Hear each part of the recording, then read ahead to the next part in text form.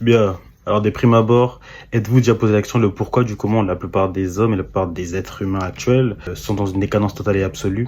Pourquoi malencontreusement les mœurs sont dépravées? Pourquoi les femmes malheureusement sont devenues vaginalement sociables? Elles ont systématiquement un trou à combler. Il y a plus de turnover dans leur vagin que dans une entreprise.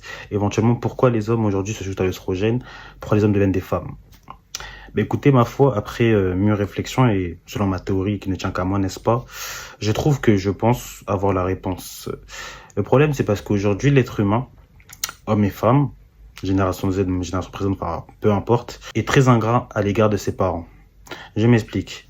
Pensez-vous sincèrement que si une femme cherchait comme modèle de référence sa mère, elle se retrouverait dans des caves ou se faire flashback dans des Airbnb?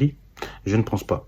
Le problème, c'est que malencontreusement, aujourd'hui, l'enfant est très ingrat parce que vous avez l'impression que lorsque vos parents vous éduquent et essaient vraiment de vous donner une éducation vraiment pure et noble et respectable, vous pensez que c'est fini pour eux. C'est la fin de leur travail, tu n'as plus aucun compte à leur rendre. Enfin, écoutez-moi bien, mesdames et messieurs.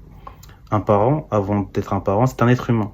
C'est-à-dire que j'entends beaucoup de personnes qui me disent oui, mais je comprends pas, mes parents se confient pas à moi, ils me parlent pas de leur vie. Mais en même temps, si toi, tu ne vas pas leur chercher pour créer ce lien-là, ils ne viendront pas à toi. Tout simplement parce qu'en fait, les parents ont aussi envie de voir leurs enfants qui s'intéressent à eux. Le but d'un parent n'est pas juste d'élever son enfant, mais aussi de créer une connexion avec son enfant. Mais pour que cette connexion se crée, il faut qu'à un moment donné, l'enfant aussi vienne vers le parent, tout simplement. Donc le problème, c'est qu'il faut comprendre une chose. Beaucoup de femmes à l'heure actuelle trouvent comme modèle de référence des femmes du coup qui baignent dans des influences, mais qui malencontreusement dégagent des mœurs légères. Ces femmes-là, leur modèle de référence, c'est des femmes qu'elles trouvent sur des standards tels musicales, par exemple Doja Cat, Cardi B, Megan Thee Stallion. Sauf ces femmes-là, elles oublient que c'est des produits de l'industrie musicale en Amérique. Ce n'est pas vraiment des femmes qui incarnent vraiment le type de femmes respectables, juste des femmes consommables qui justement se servent justement de cette image-là pour vendre leur musique, tout simplement. Le problème, c'est que ces femmes-là, ce qui est dommage, c'est que j'en suis quasi sûr, elles ne sont jamais rentrées dans la cuisine, demander à leur mère, maman, dis-moi comment t'as fait pour devenir la femme que tu es aujourd'hui. Comment t'as fait pour séduire papa?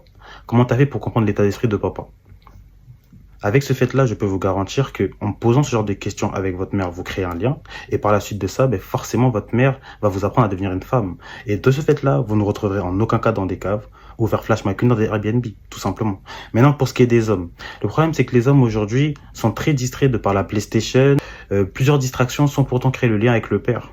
Est-ce qu'il y a des hommes qui ont le temps de parler avec leur père et de créer une connexion? Papa, aujourd'hui, je vois que t'es avec maman. T'es heureux.